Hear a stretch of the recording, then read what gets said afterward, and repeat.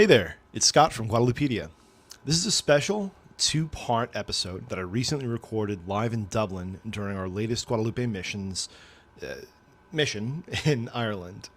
Father Brett Jamrog and I were hosted by Catholic Mothers Ireland founder Sinead Strong, who both came up with the idea and did a lot of great work in organizing the event right in the heart of Dublin. In this episode, we discuss Guadalupe Missions' work to help re-evangelize Ireland and share why we're here, who Our Lady of Guadalupe is, and why she is relevant to Ireland's current Catholic climate. It's a really fun episode, and we'd like to send a special thanks to Sinead and John Strong, as well as Eoghan Gannon and his crew for inviting us to use the space and also helping to get everything set up for the recording. Graibh Mila Ma'agiv Agus Gamani Diadiv. Enjoy. So hi everyone, and welcome to the Catholic Mothers Mamcast Conversations. A very special evening tonight with our very first ever live podcast interview. I am delighted to be joined by Scott Watts from Guadalupe Missions, who is currently visiting Ireland to share the message of Our Lady of Guadalupe and encourage a renewed encounter with faith. So Scott's work brings him from Nebraska to communities across all of Ireland. He's been here a few times before, and he's been meeting people, leading talks and retreats, and exploring what faith, culture and evangelization look like in a rapidly changing world. So in this conversation tonight, we'll discuss his personal story, the inspiration behind Guadalupe Missions, and the enduring appeal of Our Lady of Guadalupe. So Scott, it is great to have you today. Thanks so much for joining us. So maybe we'll just start off if you tell us a little bit about yourself and how this mission came to be. Sure. Well, I started out as a convert to Catholicism. So I spent many years trying to fill that God-shaped hole in my heart with every kind of thing from I was a musician, I was a firefighter, and I tried to do all kinds of different things and nothing really fit. But it wasn't until I started to look at some of those questions when I was fighting fires of what happens after you die, what happens to these people that I'm working with, that really got me turning on to like maybe the thing that's most missing in my life is that question of faith. And that led me on a journey that led me to the seminary for 6 years. Wow. And then from there, having discerned out, I found myself with 3/4 of a degree, and like with a degree in philosophy, like you can probably think a lot of deep thoughts about being very poor. So I found myself trying to figure out, all right, Lord, what's the next chapter? And that led me to serving in the missions in Mexico City. Wow. So I've been a missionary in Mexico City off and on for about 8 years. And it was really a couple of my friends that started this work where they were serving the poorest of the poor on the streets of Mexico City. And it was incredible work, incredible ways of encountering Jesus in the distressing disguise, as Mother Teresa says. Yeah. But everyone that was on mission with me, and it was thousands over the years, they were also on pilgrimage. And I found myself in this unique situation of being not only a mission leader, but also leading a pilgrimage without really knowing anything about this image at all. Yeah. And so really one question at a time, one embarrassing, I have no idea at a time, I found myself like just almost initially just so that I could have more confidence as a leader, being able to like looking up, all right, how can I answer these questions so that people know they can trust me when I say, you know, the tacos are safe here and the water's good there, right? And so one question at a time, year after year, I started to learn more and more about Our Lady of Guadalupe, and my role very kind of gradually over a couple of years turned more from sharing our work with working with the poor to sharing about the history, the miracles, and the science behind them of Our Lady of Guadalupe. Wow. So then that led you to forming Guadalupe Missions. That's right. And what was your original vision when you set that up, just to bring the message of Our Lady of Guadalupe? Because there's so much to the image. Yeah, there's a tremendous amount that's there. One of the things I really like working with teenagers, with young people, and really anyone that is kind of young at heart with that, the bluntness and the skepticism that you sometimes deal with. I think a lot of times adults will have that kind of, they'll have questions like that, but for the sake of being polite, they won't necessarily speak up. Yeah. Whereas it can be sometimes kind of challenging how little teenagers and young people care about whether they come across as rude. But the beautiful thing there is that they ask questions. Yeah. And we all have them, and God gave us reason as well as giving us faith. Yeah. And so being able to speak about this intelligently and to allow people that were curious if it was reasonable to believe in miracles, if it was reasonable to believe that Jesus gave his mother to us and that we could have a relationship with her. And to have as well the example of St. Juan Diego, a 57-year-old widower who you'd be forgiven for thinking his story was pretty much done. Yeah. His small, humble yes on a commute in the middle of the week that really no one had any right to expect was going to be important at all, that small yes leads to the conversion of the Americas. And so inviting people to see, like, what yeses are you invited to? Yeah, and it's so, I love that about Juan Diego, that he was just going about his day-to-day, the boring the stuff that we complain about Right. or that we get fed up with, and that something so spectacular and amazing happened on that day, walking into, was it to his catechism class he was going to? Yeah, on his way to catechism class. Yeah, just on his way to church. Yeah, very good to learn his faith. So you're working away in Mexico City and bringing the message of Our Lady of Guadalupe around, which just to people, did you go out and start bringing it home to Nebraska and around there, or was it just when tour groups were coming in you were doing retreats with them, or what way did that work at the beginning? Sure. So all of it really started with bringing these mission groups from all over the U.S., Canada, and some from Europe as well, yeah. to Mexico on pilgrimage. And then when they would come and serve the poor and they'd see some of this stuff and then hear the content about Our Lady, Yeah. where it was kind of like, it initially started kind of 70% mission, 30% pilgrimage, Yeah. and it just kind of grew and grew. They would start to say, there were other people that couldn't come on this mission. Is there a way that you could come to my parish in New York, in Los Angeles? Could you come and bring Our Lady and explain the things that you explained to us? Yeah. And so really the bulk of what I do now, although I lead a lot of pilgrimages, the bulk of what I do now is working in the United States and going wherever we're invited and really bringing the experience of pilgrimage to people where they are. Wow, Yeah. that's amazing. And that led to Ireland. How did that happen? Why Ireland? Well, Right. why not? Ireland's the best. Not Ireland. Yeah, exactly. Yeah. But yeah, why? What brought you here? How did that happen? Right. Well, it's a great question that I've had to spend quite a little time, no small amount of time thinking about. And you'll notice, like on my logo here, I've got a double Celtic knot on the bottom, the double Trinity knot.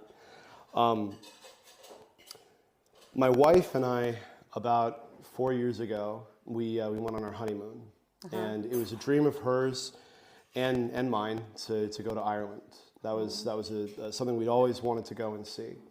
And so many people had suggested to us, go now, because once you start having kids, Yes. it's going to become a little more difficult to do all those travels. Yeah. And we were struck by how beautiful it was. We were struck by what an amazing place, what amazing people there were that were here. And we showed up with no plans. We got into a rental car that was, I think, 3 times the price it should have been. And we were on a shoestring budget. I think receiving the Eucharist was a significant part of our diet while we were on the trip. But it was this very, very profound juxtaposition we had, too, of the beauty that was there. And then we'd be going to daily Mass, and we'd be the youngest people there by 20, 30 years. Yeah.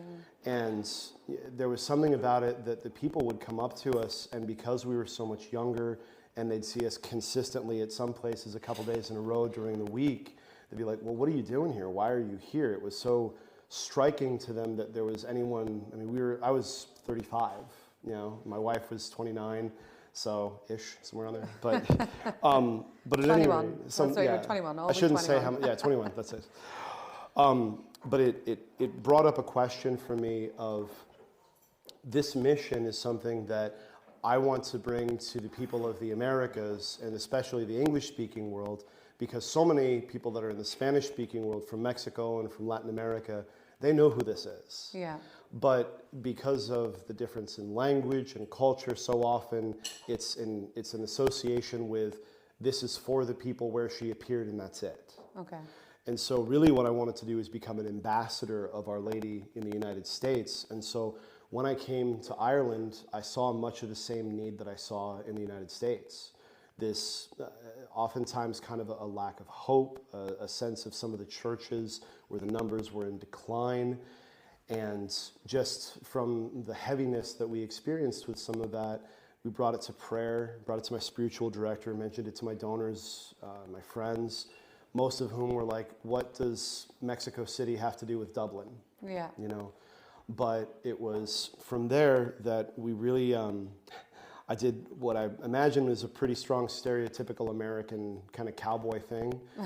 I sent out a couple of emails and I didn't ask when people were available. I just said, I'm coming at these dates. Okay. Would you meet with me? Yeah. And those couple of first yeses that I met with, and I can tell you who if you wanted to get Yeah, into it, but those few yeses were the beginning of seeing that the doors were opened in Ireland, where there's a way that, so we've seen the fruits in so many other places being so beautiful, that there seemed to be the door opening here.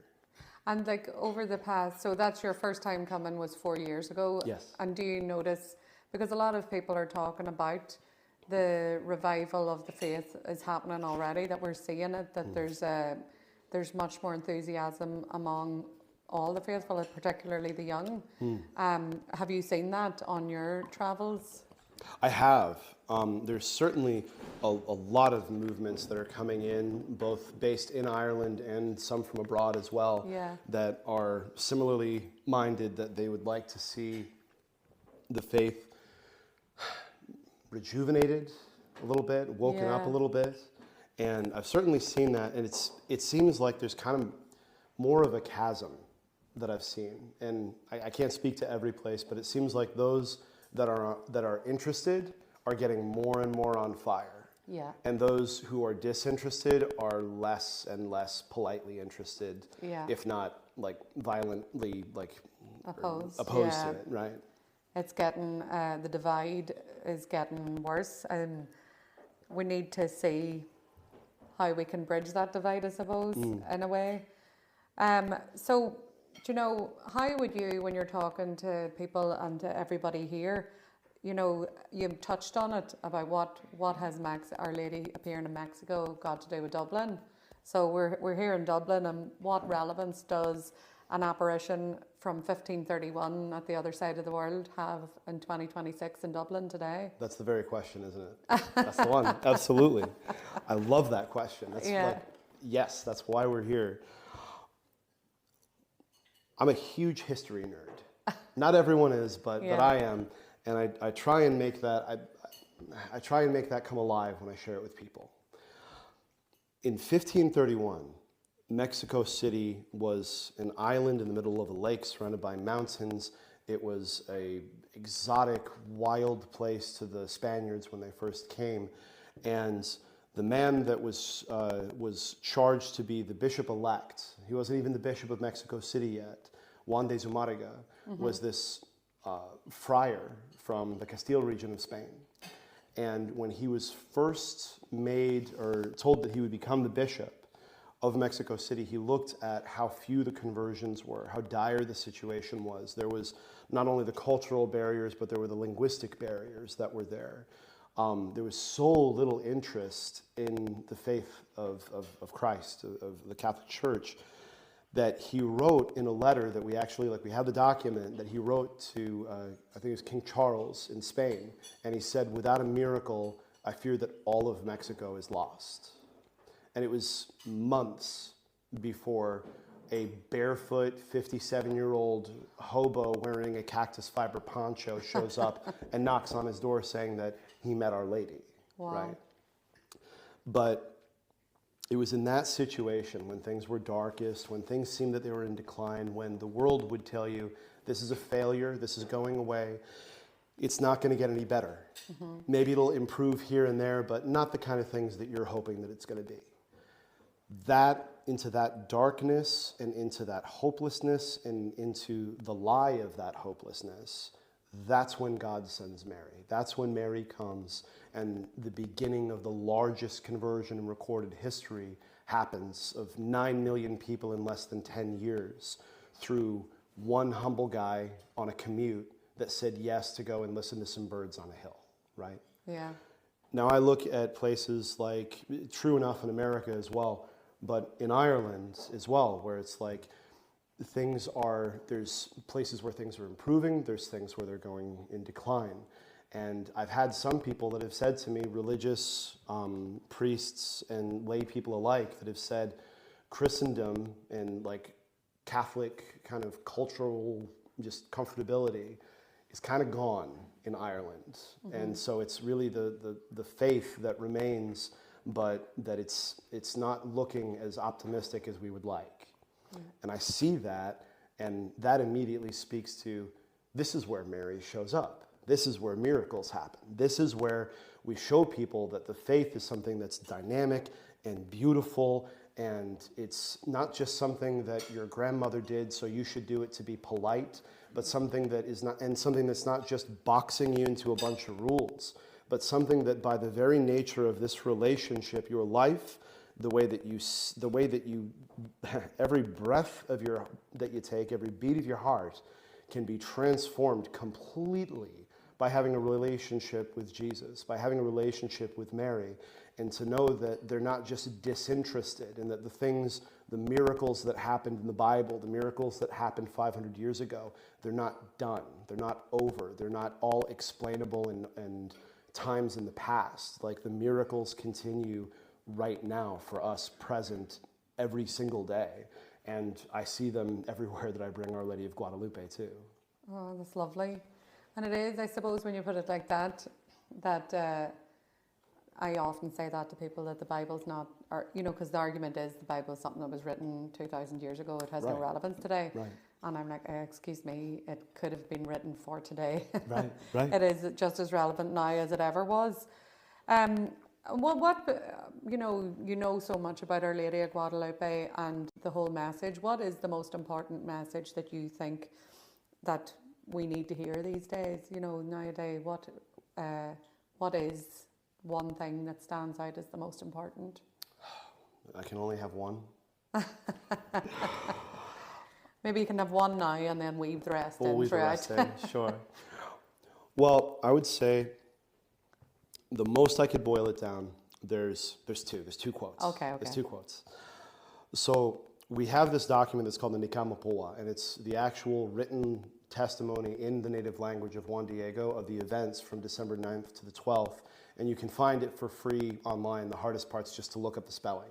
Okay. But it's about 25 pages as a PDF, and you can read it in a night, right? You can get it in English? Yes, absolutely. Okay. Yeah, so I can give you the resource for that. I will put the link in the description, so if anybody wants to read it. Absolutely. It'll be in the description box. Brilliant. So Yes. Go ahead, sorry. So there's two things that Mary says to Juan Diego. Now, one of them is he knocks on the bishop's door and he says, an image like Mary showed up to me in broken Spanish, because it's not his first language. Yeah.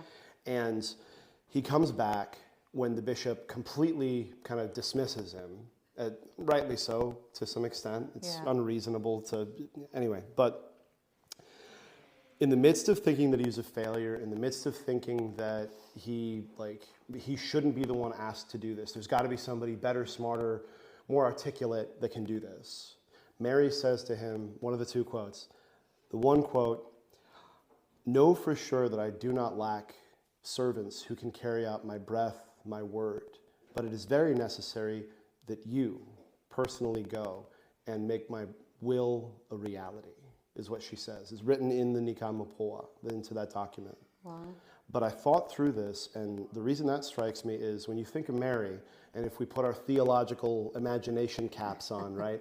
If she's the Queen of Heaven, then that means she can send anybody. So who could she send? She could send to have the church that she asked Juan Diego to have built on the hill. That's why she's having him talk to the bishop.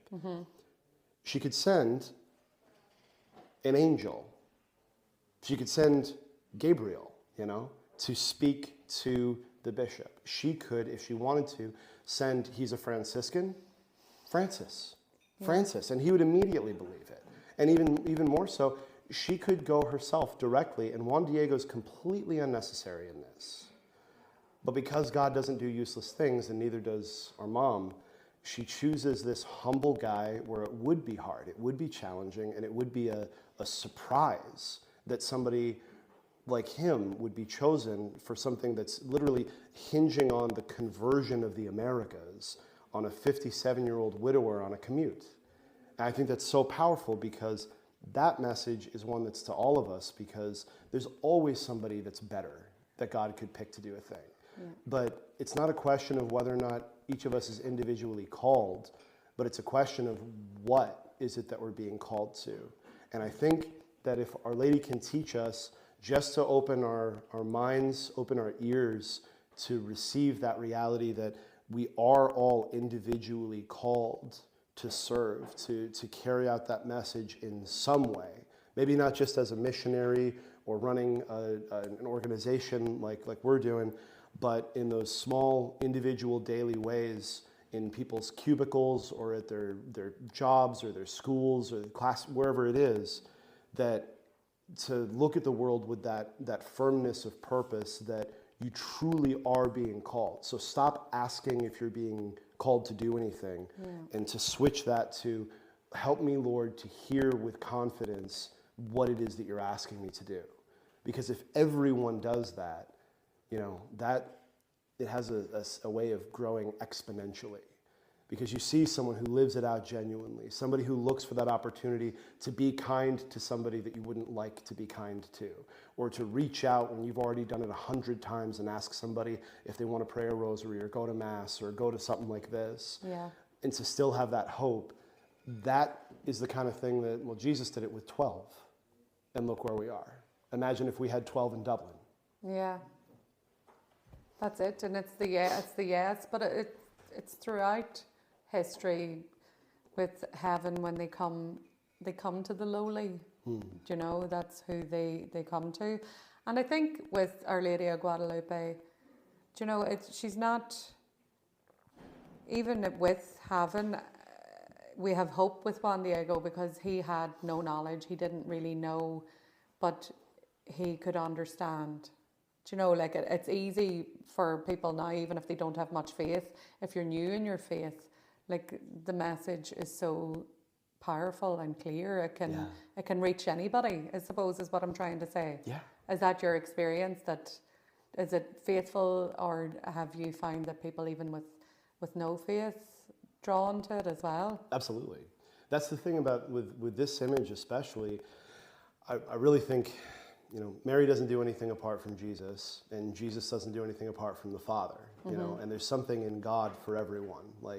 Whether you have a particular interest in one thing or another that could be different from someone else, there's always something that's there. Yeah. And I think so too, whether you're a biblical scholar, or whether you're somebody who has a job and you've vaguely heard about Jesus and never really looked much into it. Yeah. Regardless of what the level is that's there, this draws people from all over the world. I mean, so many of the homeless people that I knew in Mexico, they couldn't even be a part of a parish. They really didn't have an address to be a part of that. And yet when I would bring Our Lady onto the streets or into the city dump communities that were there, everybody knew who that was. And there was immediately at least that sense of an air of that kind of peace or reverence that was there, that even without knowing much, there was something there. There was an openness that we could then share more. Yeah. And open that up for them. That's lovely.